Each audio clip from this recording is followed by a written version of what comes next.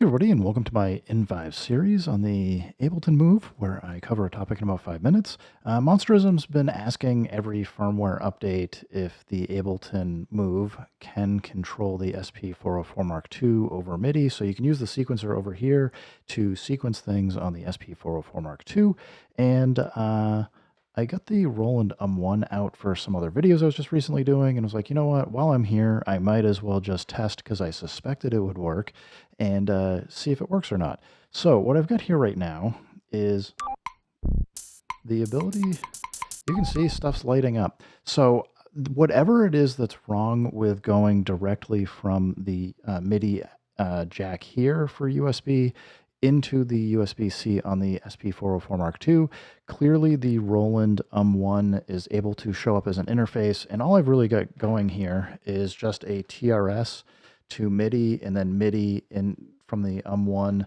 going over here, and then the one's plugged into USB.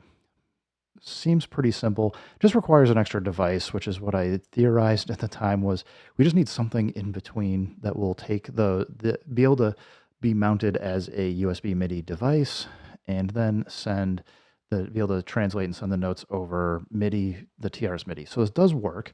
Couple caveats though. One, none of these knobs send Midi CC as of firmware 1.5.1 on the Move, so we can't send any note, or not note, we can send notes. We can send those over to the SP404 Mark II. We can use whatever features in the sequencer we want to send things to the SP404 Mark II.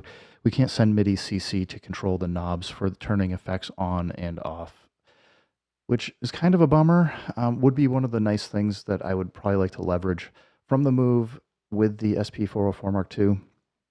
Another thing to keep in mind is that you've only got 4 MIDI channels. You've only got 4 channels, and you can assign them to MIDI.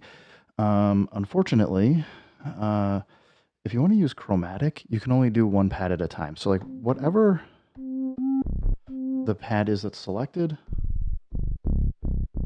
you can see right now it's like selected 1. If we tap this and go into chromatic, we can play that as well. So it does work, but it's basically kind of forcing you to use the pads for the keyboard over here and then just record in one thing at a time. It's kind of how it works on the SP404 Mark II for chromatic mode when you're going into the patterns, but it's, at least for me, it's not adding probably quite enough to go justify using chromatic mode to go continue then recording into patterns on the SP404 Mark II.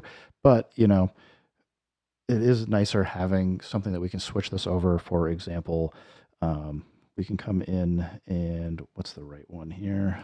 Over here, go from chromatic to like in key. So like if you pick your key and your scale, then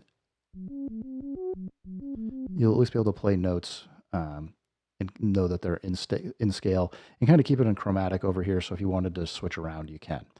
Anyway, Monsterism and others, I hope this helps you guys out.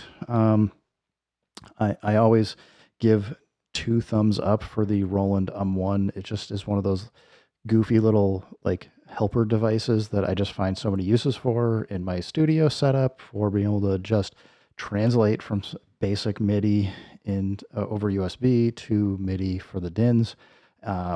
Obviously, you just need like the right cables to hook stuff up, but it does work.